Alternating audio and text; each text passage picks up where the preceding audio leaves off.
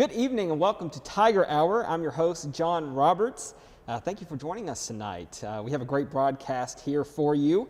I'm joined by four of our bright current students here at Georgetown College. And tonight we're going to be chatting about the Georgetown College experience. All the while, we're going to be taking questions from you directly. So I hope you have those questions ready for us because we definitely want to give you all answers to those questions. Before we get started though, let's go around and have our students introduce themselves. So Becky, we'll start with you. So if you will, start just share your name, hometown, state, major, year here at GC, and what are some things you're involved in? I think that'd be helpful. So I'm Becky. I'm a sophomore here. I'm from Cleveland, Ohio. I'm a double major in psychology and professional Spanish and a minor in philosophy. I'm involved in Greek life, Res Life, Honor Council, the Georgetonian, probably several other things, but I'm forgetting them, so. Hi, I'm Taylor Reese. I'm a senior here at Georgetown. I'm from Russell County, Kentucky. I'm a double majoring in political science and security studies. I'm involved in Oxford Honors, pre-law program, mock trial team, missions, and Greek life on campus. Fantastic. My name is Zach Munez. I am a senior here at Georgetown College. I'm majoring in biology with a minor in chemistry. I'm from Shelbyville, Kentucky, right outside of Louisville. A couple things that I'm involved with on campus are the Black Student Union, Christian Scholars Program. I'm a student ambassador and then also the president of my fraternity, Lambda Chi Alpha. Hey, my name is Kobe Westling. I'm a freshman here at Georgetown. I'm from Harrodsburg, Kentucky. I'm an accounting major with a minor in business administration. I'm involved in the Christian Scholars Program here on campus. I'm involved in Greek life as well.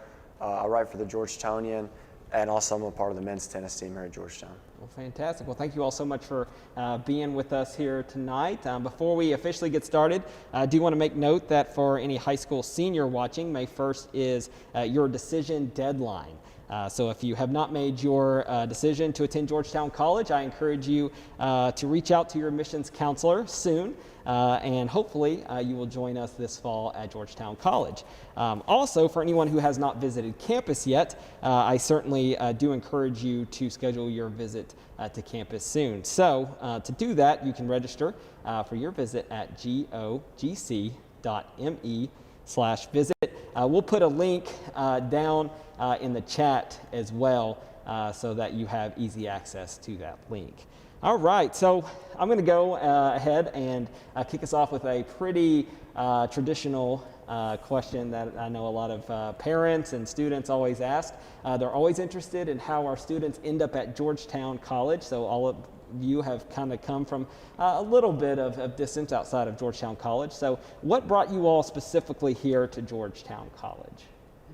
So I'll go first. So I think I checked a box somewhere on an application that I was interested in like Christian colleges, and that'd be something that I was interested in. And so I got an email, and I didn't really respond to it because, I mean, as a senior in high school, you get inundated with emails from colleges. Yes. But I got a phone call from Georgetown, and so I picked it up, and they talked to me about scholarship opportunities and different programs. And so that's when I heard about the Oxford Honors Program, which really drew me to the school. And when I got into that, I just kind of decided to come here.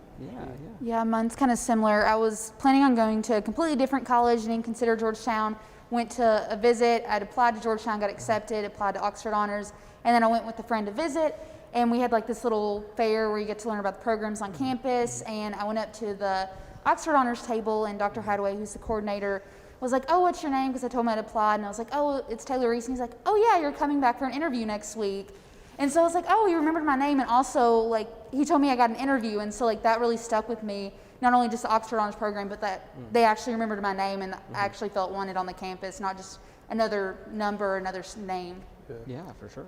Mine's very similar to that. I'm a first generation college student, so coming onto the Georgetown's campus and just kind of gauging on how everyone interacted with each other. I remember my tour guide, Haley Carr, she was just the way she interacted with people as she gave me my tour, and then knew people that I had known one other person here and she knew her. And so like seeing that, like just a little bit of community just through an hour tour was something that like really captivated me. And then touring other colleges, I just never saw anything like that was reciprocated. So after I figured out the scholarship piece, because that is, it's a big piece, I knew that this was the place for me for sure. Yeah, so kind of like how Zach was saying that the relationships that he saw like during his tour, Zach actually gave me my tour, and which is kind of funny. But for me, I'm from like a really small town, and so I knew that I wanted to go to like a smaller college just because I was already used to that kind of. And actually, I had the opportunity to play tennis here as well, so that was like an extra plus.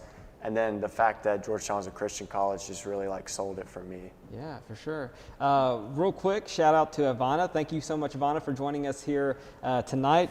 Same with Sebastian. Hello. Thank you for joining us tonight as well. What I hear from your all's shared stories there is that there's a kind of an undertone of personalization that is in each of your all's story as to why you chose Georgetown College. As current students, how do you all see that personalization in kind of how does that intertwine with the academics into the classroom, outside the classroom? How do you all see that as current students? The professors. So when I came onto campus, everyone kept saying that, it was a very small classroom, you're very personal with your professors, but I never, I was like, okay, whatever. It wasn't until my first biology class here on campus that I realized like what that really meant. My general biology professor, she introduced herself and the whole class, and then she got all our phone numbers, our personal cell phone numbers, and told us that she was taking our phone numbers because she had been working with freshmen for 30 plus years and knew that after on the first exam someone was going to sleep in because we're all kind of transitioning into this new life. And so lo and behold, the first exam rolls around and there's two students that had slept in, and she calls them up on their phone number, on their personal cell phone, and like wakes them up and then gets them to come to the exam. So like I know that it seems kind of stupid, but like that was something to me that I saw, and I was like, okay, our professors actually care about us as individuals, not just our grades and whatnot. But it's so true because, and also just like they take the time to get to know you even outside of an academic context. Like so Dr. Hadaway, who is the program leader for Oxford, he was my freshman year advisor, and he invited our whole program over to his house, and he was gonna make us dinner, like him and his wife were gonna host us, and they said they were gonna make chili, and I'm a vegetarian, so I was just like, I'll go to be polite and I hang out with people. Yeah. And he made an entirely separate thing for me so that I could eat with everybody. And I didn't even know he knew I was vegetarian. It was very nice, and also I was starving, so I was appreciative.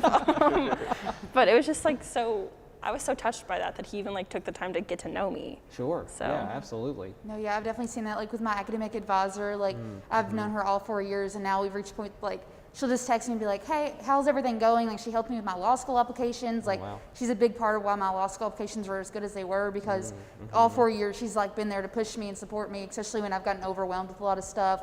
She's always been there, and a lot of professors had. Like I've had a professor my fall semester sophomore year, and she wrote me a recommendation letter, and every time she sees me, she asks how I'm doing, or like she'll send me an email and be like, "Oh, congrats on this," or like ask me. And so like it's been 2 years and she still asks me, and I only had one class with her. Oh my gosh. Yeah. Just in my short time that I've been here, and it's only my second semester, but like I can just already see like how much the professors like truly like care about you, like, and it's kind of like we like to say it like I like to say it on my tours at least, like the class or the professor to student to professor ratio here is like 13-1, and so like you're not just like another number like you would be at a big school or something like that. Like they really care about you, and like they want to get to know you personally. Like they'll ask you, like I play tennis, like they'll ask me how my matches went, like how everything's going in life. Like they're not just trying to get on with you like in the classroom, you know what I mean? Absolutely. Isaac, shout out to you real quick. Thanks so much for joining us tonight. I want to continue with this theme of personalization and personal relationships, because I really do think that that's a really strong point for Georgetown College that a lot of students benefit from, and then those are some of the fond memories that alumni have. So with Taylor and with Zach, with you all nearing your end at Georgetown College and you all looking towards that next stage in life, how has those personal relationships with faculty and others, how has that helped you in preparing for that next stage in life? It's a great question. I would say for me, the personalization of someone pushing me, so like my advisor, Dr. Kopp, he's worked with me since my, freshman year, sophomore year, and just kind of worked with me because I've changed career paths many times. So he's been very patient with me, and as far as kind of looking at different avenues to take. And working with him made me realize, because what he does, he goes into work every day and he's loving his job and he has a passion for it, like just to be there with us. And so seeing him and seeing what he does for us, it made me realize that I didn't want anything short of that at all. And so that's something, I guess, that I've taken away from my time here is not settling for anything less than what I see our professors have every day. Sure. Yeah, mine's really similar to Zach, because when I came into Georgetown, I knew I wanted to be an attorney, but I had no idea what I wanted to do. But I was able to take a lot of classes with political science professors like Dr. Silva, Dr. Shire, and then I discovered I have a love for like human rights law, and that's what I want to do, kind of like with Zach. I want to be happy with what I'm doing. Sure. I want to feel I want to make a difference, and the professors really showed me here that I can make a difference. Like, I can do anything I want. I have the opportunity to go into the world, and like, obviously, like, I'm going to human rights program in law school. Like, they've pushed me to reach that point. I don't think I would have got there without the professors I've had at Georgetown. Oh, sure, absolutely. Real quick, Ethan, thanks so much for joining us tonight. It's great to see you here. Abir, hello from Morocco. Thank you for tuning in from so far away. Glad to see that you're here. And then Gavin, thanks so much for joining us tonight. It's glad to see you as well. So what's next for the two of you? What's the next stage for you? What are you all doing? So I'm going to U of L Law School in the fall, and I'll be pursuing a law degree in human rights law. So I hope to eventually end up in a human rights organization or do something with the government to like make a difference, like equality and like human rights laws in the United States. Fantastic. I got a job in clinical research with a company called MedPace out of Cincinnati.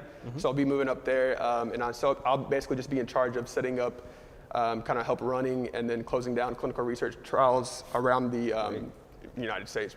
And so from there, I just want to somehow build a career in life science to where I can help them as many people as I can, but also, maintaining my personal happiness. That's great. Fantastic.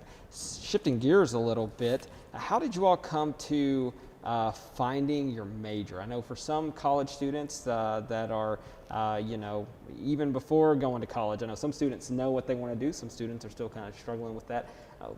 Walk us through your personal processes in regards to finding maybe that best fit for a college major. I think I'm a weird case where I just knew, like, I think since my sophomore year of high school. Cool, that's awesome. And then when I came here, I was like, I should try different things and I should do something else. And so I was really looking into English because I love English, but I don't want to do English for the rest of my life. So then I just kind of like went back to psych, and I was like, you know what? Why fix something if it isn't broken? Like, this is what I love, this is what I want to do, and I'm passionate about it. I know a lot of people aren't like that. There's a lot, that's just kinda, it's not uncommon. Yeah, so. but that's just how I was. That's cool. So I wasn't exactly sure. I knew I wanted to do something with law, but like, I feel like everyone's a political science major for law, and like I want to do something different. So I was a chem major also my freshman year, but then I discovered that was not for me. Yeah. It was not the path I needed to take in college, and so my academic advisor helped me decide that I should do a security studies double major because I was able to be exposed to like all kinds of different classes. Like I've taken history classes, sociology, psychology, like all kinds, and so it's not, along with the liberal arts education, it's kind of given me a view into like what more I'd be interested in. It also led me to like having an interest in human rights law too. So Very neat. yeah. Very cool. I came in knowing I wanted to do something in science. Okay. I came in pre-med. I then changed to pre-vet. Okay. Did an internship with an equine vet, which was an awesome experience, but just Yeah. I knew it wasn't for me. Yeah. Then changed to environmental science, and so I'm back and forth. I did some research in that, then realized it wasn't for me. Then switched back to pre-med, and now I'm like basically I wanted to have a major to where I had those different avenues and possibilities without having to change my major. In biology, if you're into science, like that's going to be the major for you.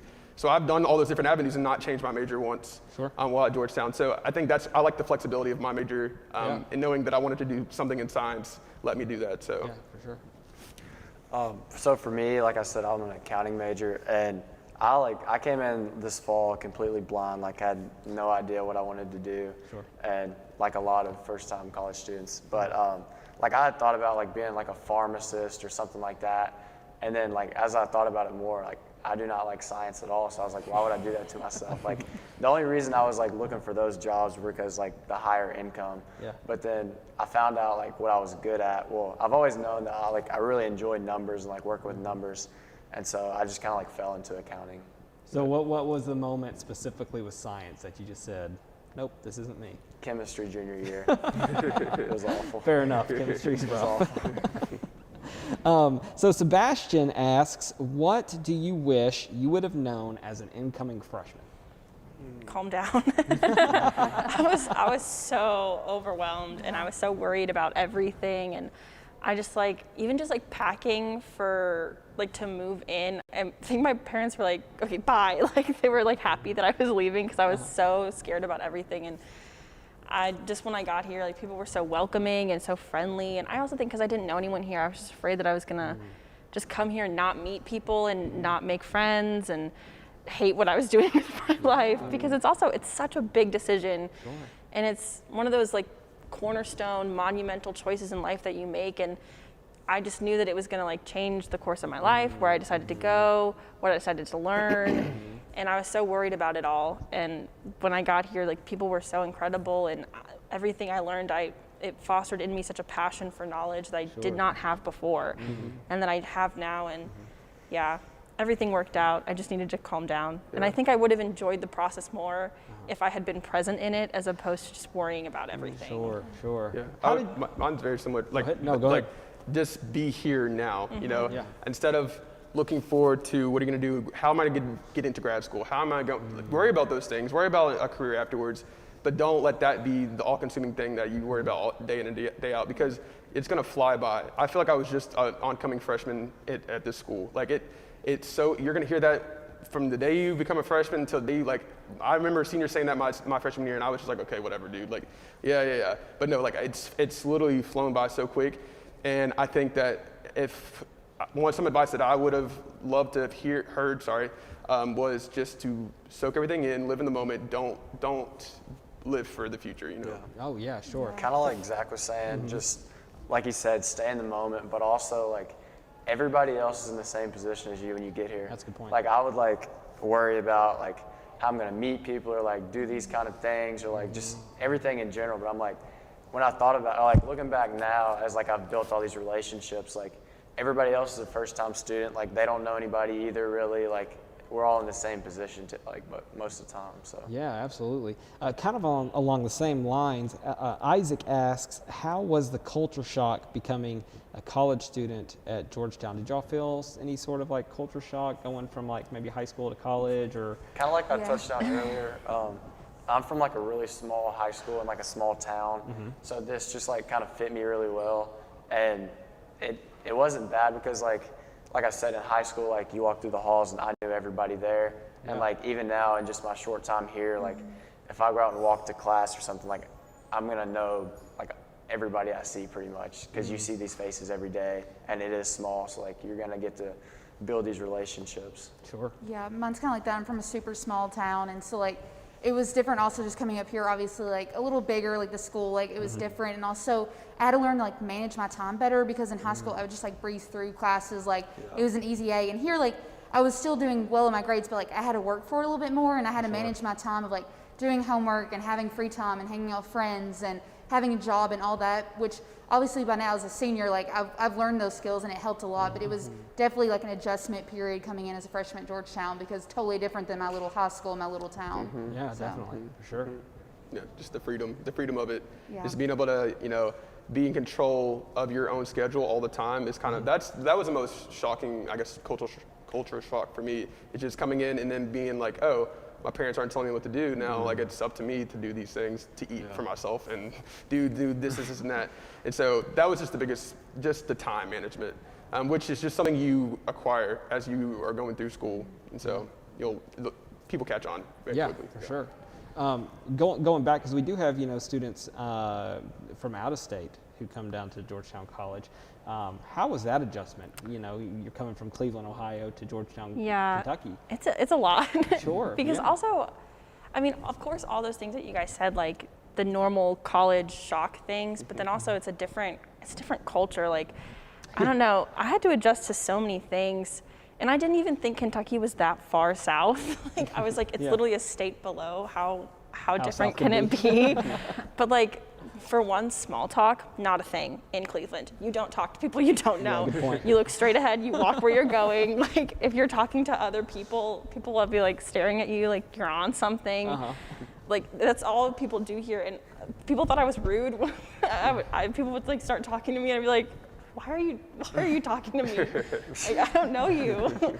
It's just really weird. Like at the grocery store, you'll be checking out and someone will be like, how are you? And be like, I'm good, how are you? Well, my dog has surgery, and it's just like, I didn't ask. Right. So I really had to adjust to like actually talking to people and for sure. caring about stuff that really doesn't apply to me, which is a new concept. Absolutely. And also just like, I don't know, a lot of the times you don't really think about, like, okay, for accents, Taylor and I were just talking about this.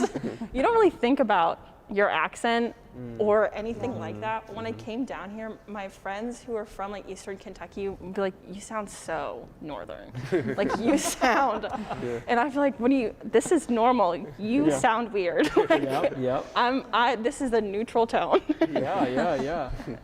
So it was interesting getting used to certain things, but it's been fun. And honestly, that's one of the things that I really liked about it is because it wasn't just the same thing. Like it was a different thing. And I've learned that I cannot live in the South for my whole life because I really honestly prefer not talking to people.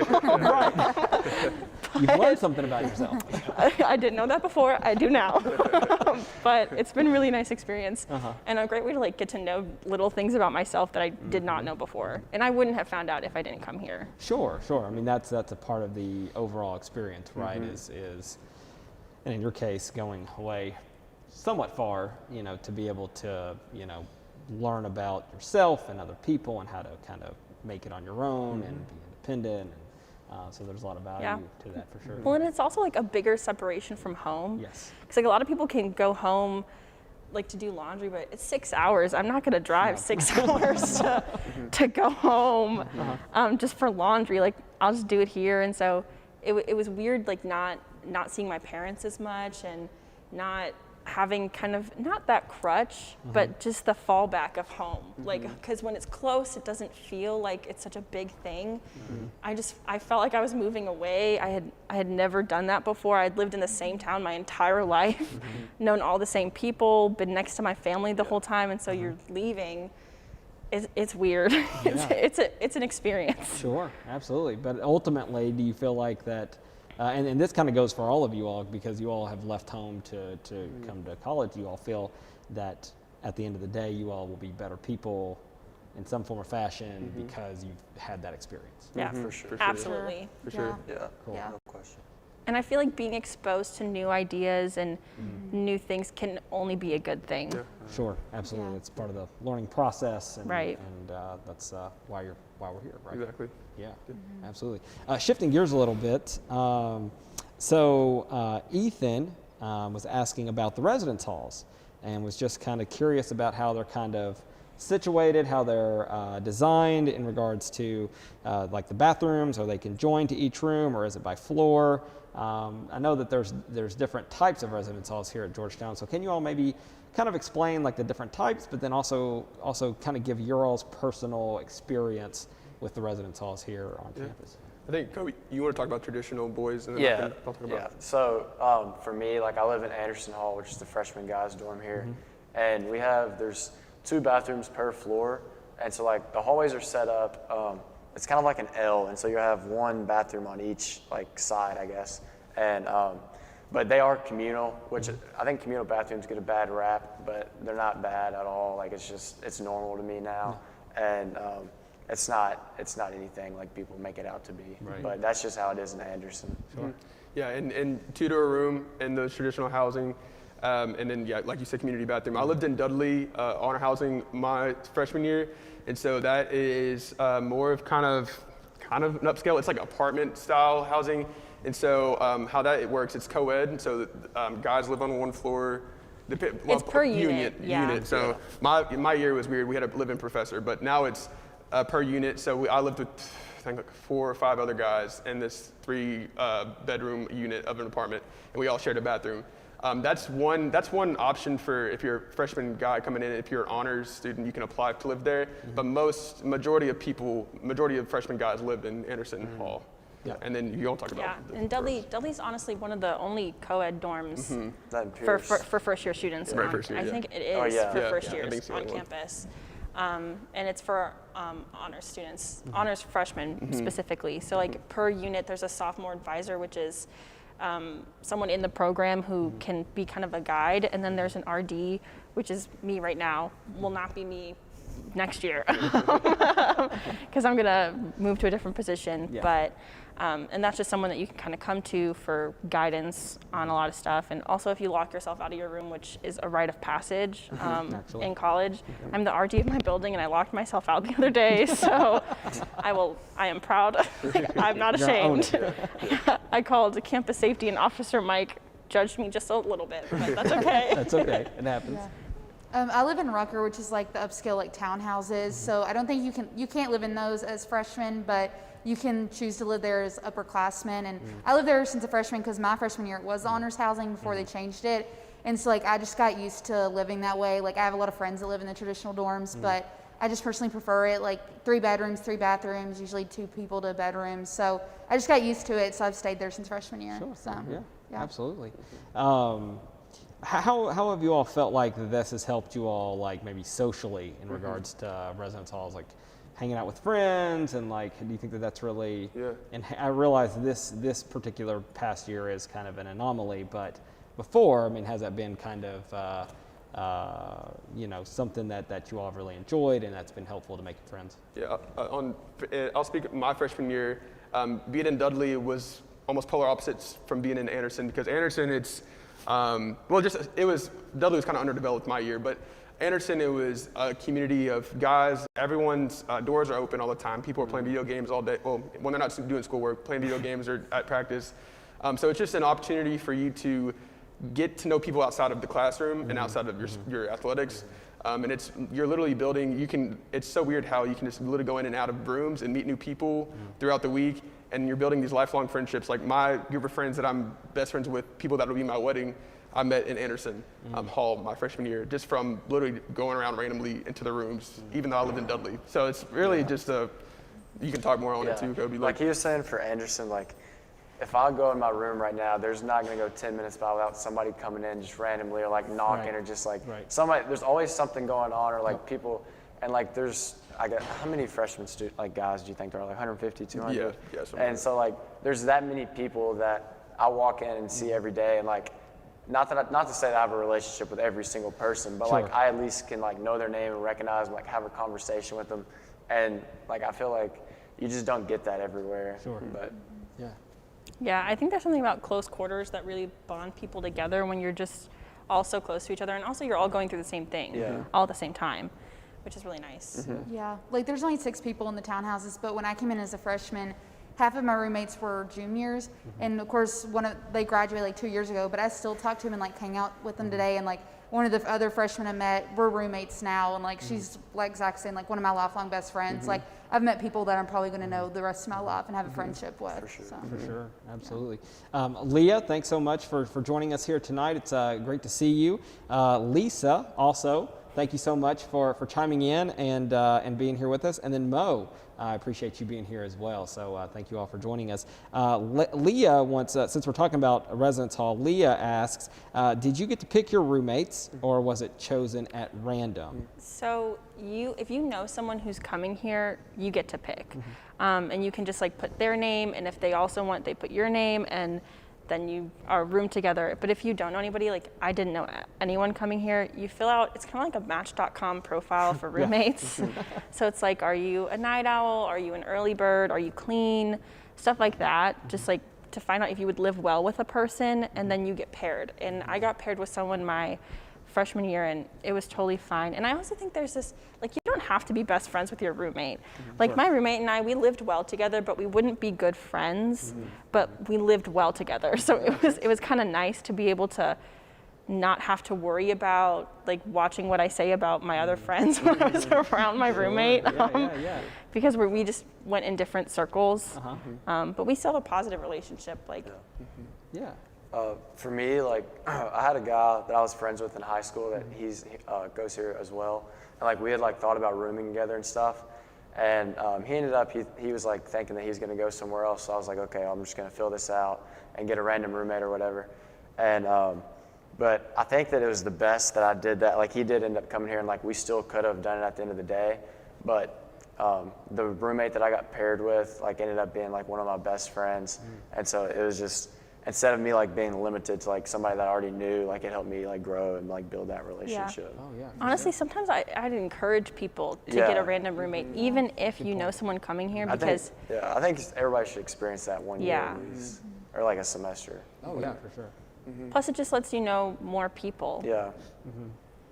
And what a growth opportunity learning wise too, right? Like to go into a situation where you have to learn to meet that person and live with them, and that's a lot of new really fast. And so I would imagine that adapting, there's a lot of good lessons to be learned from that, and growth opportunities for there for sure. Yeah, absolutely. So let's shift gears a little bit. Mo asked, he says, hey guys, what's the culture like in sports? Are sports events something a lot of students attend? You want to kick us off there, Kobe, a little bit about athletics here? Yeah, so like I said earlier, I play tennis here, and we've only got to have 3 matches right now. We had to have a little hiatus because our team got into quarantine. Just recently got out. But anyways, there's always people at like all the sporting events. Like even for tennis matches on like a Saturday at 12 o'clock, there'll be people that show up and cheering us on and stuff. And then kind of like, for the soccer team, a couple of guys in my fraternity started this thing called the Jungle, and it's like basically like a big student section, and it's really cool for all the soccer games. And but like everybody wants to see other people succeed, and like you know that most people on campus are athletes, not everybody obviously, but like so they'll like ask you about your sports, and like if you become friends with them or whatever, be like, oh, well, if you come to my game, I'll come to yours, or just something like that. And that brings more people and stuff like that to other games. Yeah, and like pre-COVID, and once you all get on campus next year, it'll be like this again. But like for football games, tailgating is one of my favorite experiences or memories of being at Georgetown. Me and my friends, we would, honestly, a lot of the student body would tailgate right behind the end zone for football games. Basketball games is a big hype too.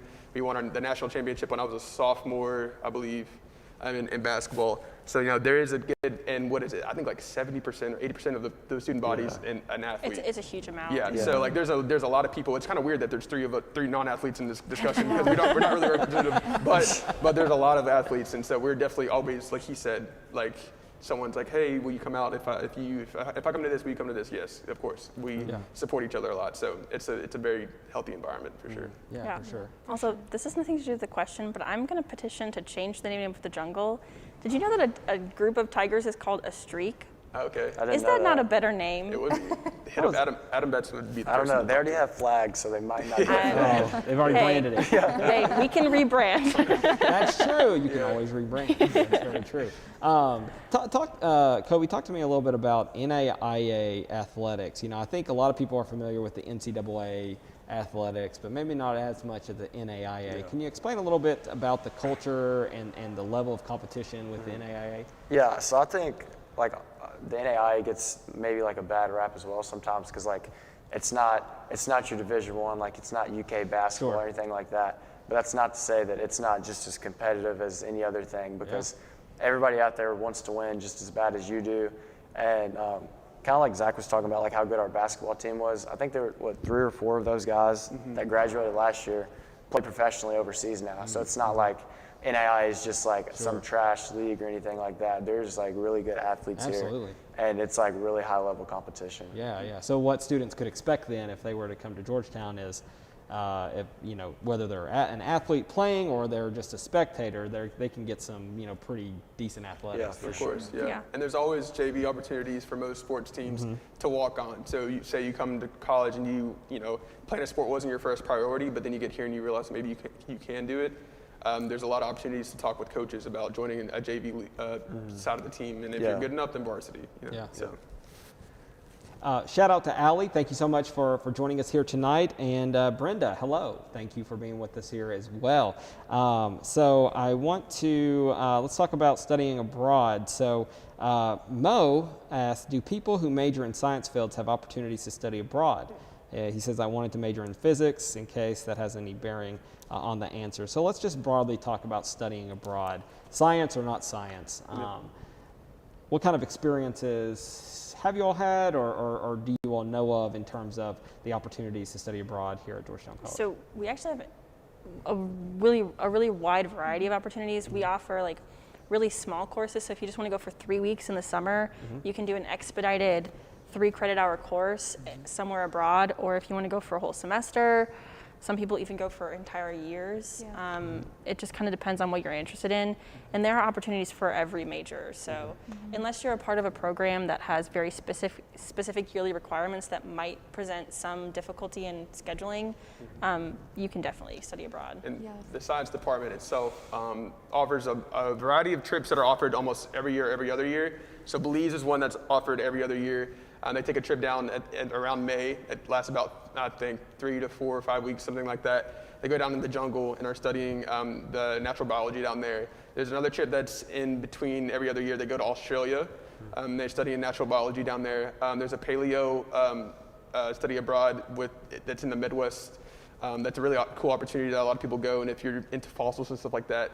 As far as physics goes itself, just because there might not be a set trip that a certain professor here takes every year, there's so many, like Becky just said, there's so many different study abroad opportunities that you can look into yourself. And Jason Snyder's a really good resource to use on that, because he is kind of in charge of the travel abroad programs here to study abroad. So there's always some type of opportunity that could come up, for sure. Yeah, so that's a good point. So I know with Science Honors, that offers some opportunities for maybe some science, science students in that honors program to do research, work towards getting published, but you can also do that research in conjunction with other universities, not only across the nation, but across the world too. So you're right, so there's those specific individual opportunities like in Science Honors. So Mo, you could, pursue physics and then go study, at a university elsewhere across the world and do research if that's something that you want to do.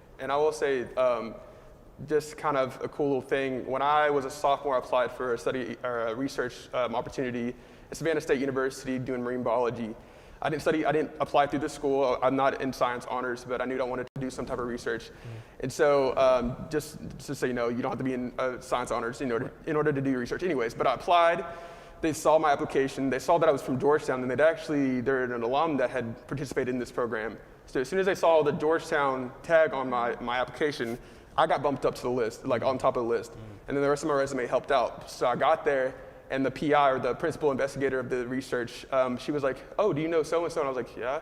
And she's like, "Oh, well, that's kind of the reason that we knew the type of students that Georgetown produces. So like that's kind of the reason that you're here right now." And I was like, "Oh," I had no idea that was even a thing at all. I didn't know there was a connection there at all.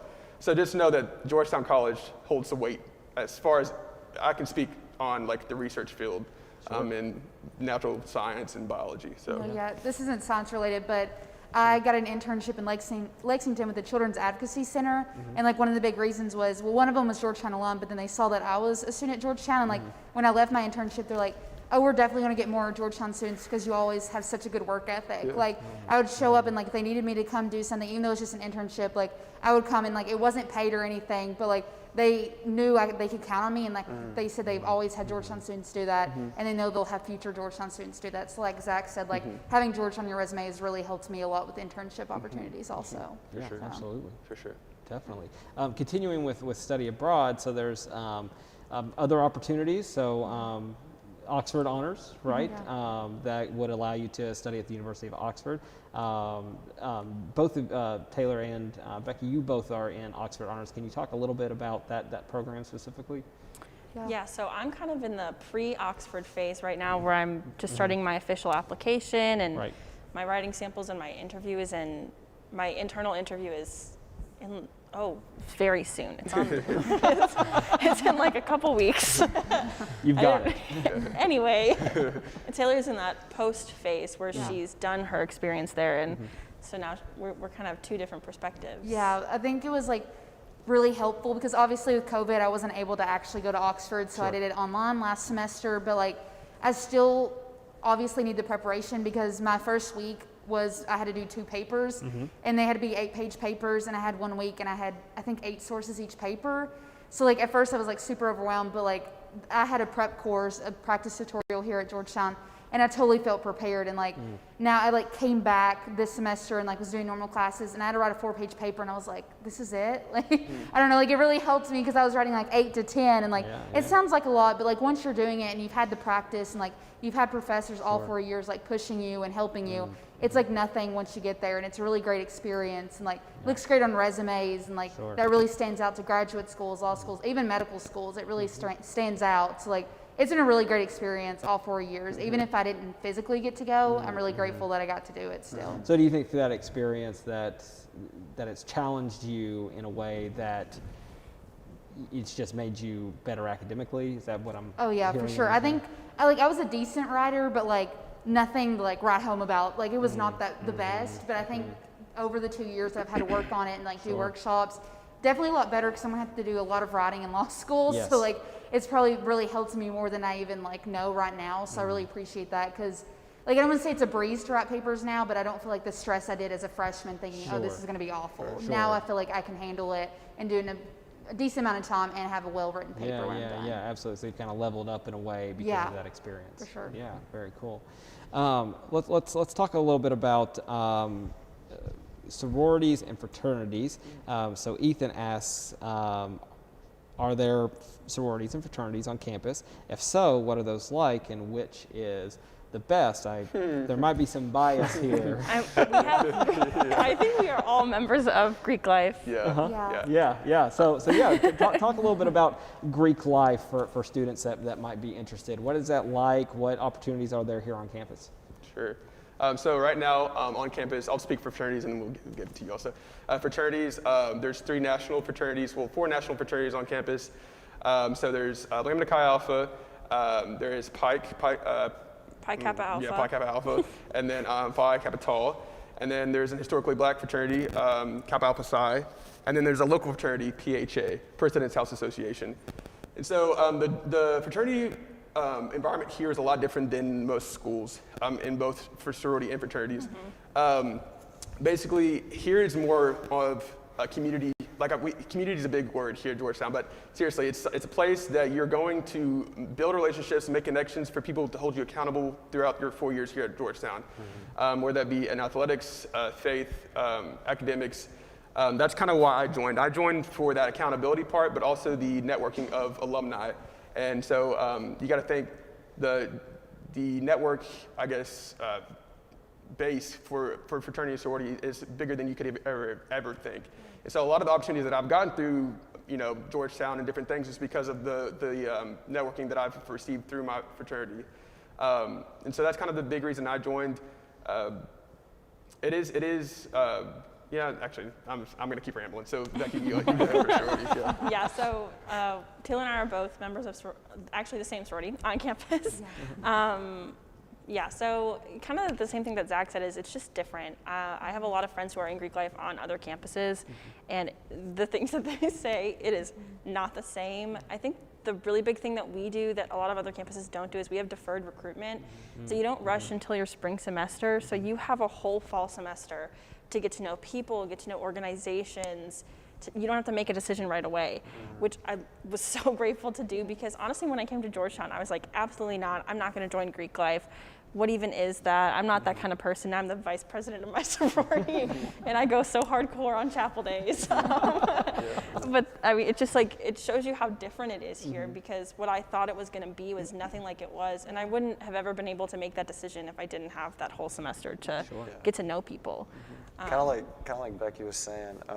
Like whenever I came into college, I was like, there's no, like people would ask me about like fraternity, or if I was going to join like a fraternity, and I was like, nah, there's no way, just because like I had like this like perception in my head of like what that was, but like that's not how it is at all at Georgetown, like you see in like movies or whatever you want to say. And then like she said with the deferred recruitment, like that really helped because whenever you get on college, whenever you get to college, you have like a lot going on already, like on your plate.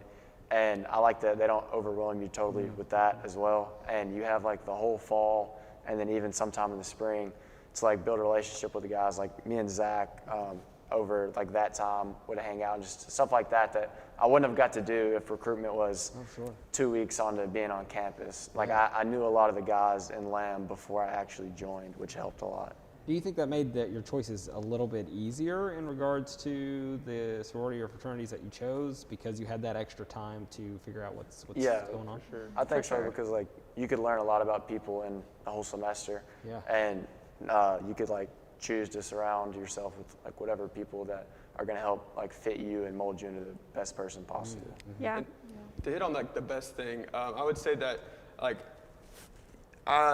you at Georgetown, it is healthy competition. Like we all compete for, because we're all competing for new members, but we're all also supporting each other a lot. It's a huge support system fraternity sorority life is. So we all definitely acknowledge that we all have differences, but at the end of the day, we're all part of the same community. And so I think that it's something completely unique, and that you should definitely not knock it until you try it. Yeah. Like Zach's saying, like when I came to college, it's like, nope, I'm not doing Greek life at all. I didn't even join my freshman year. Like I joined late because I was so against it. Sure. But like Zach's saying, like I could see it like the 2 years that I waited, like the Greek life community on campus was still present. Like it wasn't just something that you saw during recruitment or like before recruitment. Like I constantly see it. Like I have all kinds of friends in other sororities and like fraternity life and everything. And so that's what really drew me in, because it also just helps to meet people that way too. Like it was a great opportunity to meet a lot of people, and like I became like really good friends with Becky through like our sorority and things like that. So it's a really great opportunity. Like Zach said, don't knock it till you try, because I wish I had joined sooner, because I've just loved my time so much being part of Greek life on campus. And even if you like decide not to join or anything, it's not like it's a big deal. Like you're still gonna have all these friends with everybody that is in fraternities and sororities. Like nobody's gonna like not hang out with you because of it. Like you're still gonna have people, you know what I mean? Yeah. For And I sure. think that's the beautiful thing about Georgetown is we just really push community. So it's like it reaches everything. It's like it's not like you join one sorority and then you never talk to somebody else in another sorority. Like it's all about supporting each other and being Panhellenic, and just I like to think of it as like every organization has their own kind of personality, and you just find where you fit best, and then you support people in other organizations and independence. I think it's a really beautiful thing and a really interesting environment that we have here that you don't really see in other places. Yeah. I would agree with that. And to build on that a little bit, Sebastian asks, in your opinion, what are the character traits of a student who do really well at Georgetown College? That's a good question. I think those that get involved early on-ish. Georgetown is a really easy place for you to get involved, and if you get involved, it makes your time here so much more enjoyable, because it is a campus where everyone's involved in it, a little bit of everything.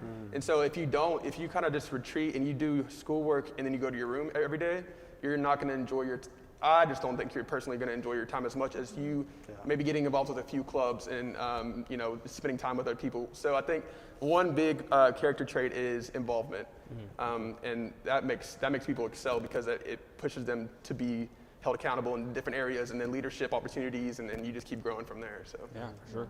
I think with that like dedication, like getting involved in things, but like sticking with it and like pushing yourself further. Like when I came as a freshman, I wasn't as involved as I wanted to be, because like I was just scared to like reach out and do that. But as I like went through my 4 years, I've gotten more and more involved and like more dedicated to things like my studies, like and been able to have like free time. But I've been dedicated to like my future and like being able to determine what I want to do and like pushing myself. And I think that's something like a lot of professors look for, but also students like look for themselves, and they also learn in their 4 years at Georgetown, because you might come in as like not so dedicated, but like by the time you leave, I feel like you're going to be super dedicated to your studies and like your involvements and everything like that. Yeah, I would definitely agree. Also, I think just having an open mind, like coming in, just about everything in general, like from anything, just having an open mind is going to help you grow as a person and help you build relationships with other people, and like try things that you might have never tried otherwise. But like that's where like college is a place where you're supposed to grow and branch out and do things that you haven't done before. So I think that's a key one. Yeah. Also, I think people who are dedicated to academics, because for sure. don't want to sugarcoat it. Like Georgetown's hard, and for a really good reason. I think in my freshman year, I was shaped more as a person than I had ever been in my whole life. And actually, like my freshman seminar class, my advisor, he was like, this whole class, I'm just going to ask you who you are, and you're going to have to figure it out. And by the end of this class, you're going to have to tell me. And no one asks you that. Like, why am I here? What is my purpose? What do I believe? What do I stand on? What are my morals? And the fact that I was pushed so hard to know those things, I'm so grateful now because, I mean, before I just kind of adapted the opinions of my parents and other people, and I didn't really know what I felt. And now that I was given that education, and now that I know how I feel, I'm so grateful for that. Yeah. So I think being willing to dedicate yourself to the academics and also to being willing to change, because we evolve as people. It's only natural. Absolutely. Kind of along the same lines of being challenged, Allie asks, are there any tips you have about for managing time and classes as to not overwhelm yourself? Get a planner, get a daily planner, or make your to-do lists, or just keep organized. I'm the kind of person where if it's not on my calendar, I will not be there. I will forget, because you're doing so many other things, and when it's not on my calendar, I'm like, wow, I have a break, when really I didn't, and I was supposed to be somewhere, but I didn't write it down, so I forgot. Right. And like with that, I think like discover your limits. Like I think freshman year is big on like discovering like how much time do you need for certain things, like how much time, like I know freshman year, like kind of like sometimes I'd be too much involved, like free time, and then I'd have assignments and I'd be panicking because it was like 11 o'clock and it was due, in 2 hours or something. And so I think like if you need a planner, know that you need a planner. Like figure out what works for you. Figure out like what kind of schedule you need. Like some people work better at night, some people work better in the day. Like figure out what works best with you. I think freshman year is really good to like be able to figure out what you need to do, like be able to manage your time. Sure. Yeah. Absolutely. A lot of it is like just self-discipline and accountability. Like I said, like whether it be your roommate or just a friend, somebody that can hold you accountable, like because there's always something to do here, or like there's always somebody that wants to go do something or hang out. It's like it's easy to get caught up in all that when you like, and you just be like, oh well, I have an essay due tonight. I'll push that off till like 10 o'clock or whatever. Like I wanna go do this right now. But it is easy to do that. But like at the same time, you have to know that what's really more important and like what you have to get done and be disciplined enough to get that done. Yeah. And it's something that you're constantly reminding yourself and relearning every year, I feel like, because as a senior, I'm still like, I don't struggle as much as I did as a freshman, but like, I'm like, now it's like, well, now I want to hang out with my friends before I never see them again and all this stuff. And like, I'm still having to remind myself, no, Zach, you got to prioritize these things. I use Apple Calendar on my phone to, like Becky said, if it's not on my calendar, I'm not going to even think about it, or my to-do list, to remind myself constantly. So it's just keeping yourself accountable.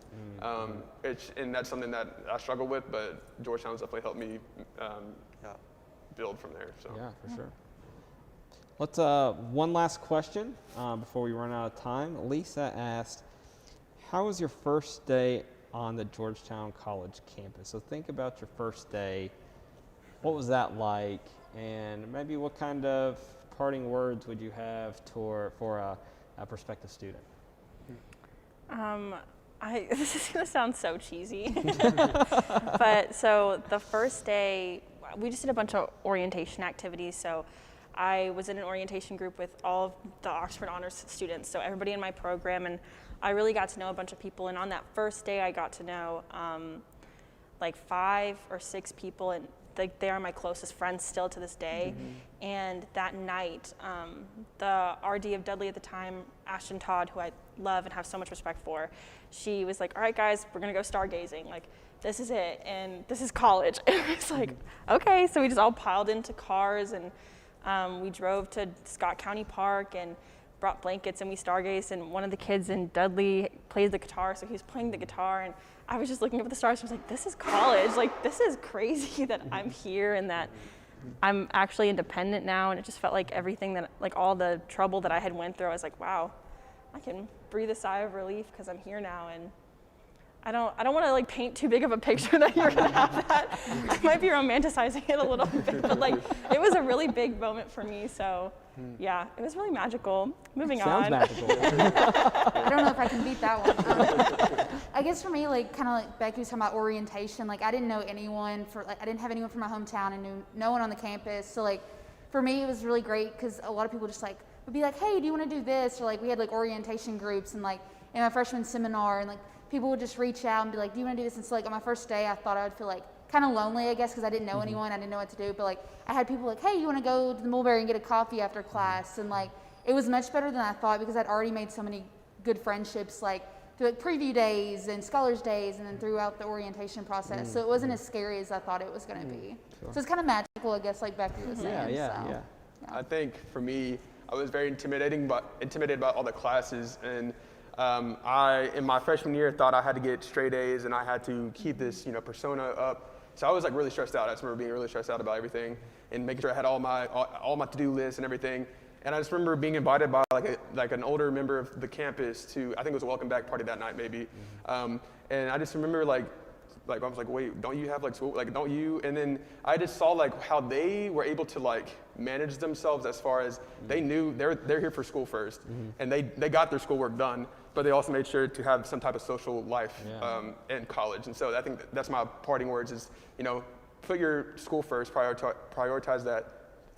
Athletics next, because that's how for some people that's how you get to school, and then social. Your social life is something that's irreplaceable during college. So it's what keeps you balanced. Exactly, it's balancing. Yeah. And so just making sure that you have all those qualities, which is going to make your time here at Georgetown priceless. Move-in day for me, it's kind of like a blur for me, but like the one thing that like really stuck out was I just remember like pulling up in my car and like getting out with my parents, and there's like 20 people right outside of Anderson, like students that were just like, and they like would just come to my car and be like, hey, can I get this? Can I bring this up to your room? And like it was literally one trip because there was like 8 of them that brought all my stuff up. And I literally carried my backpack, and I was like, hey, this is kind of nice.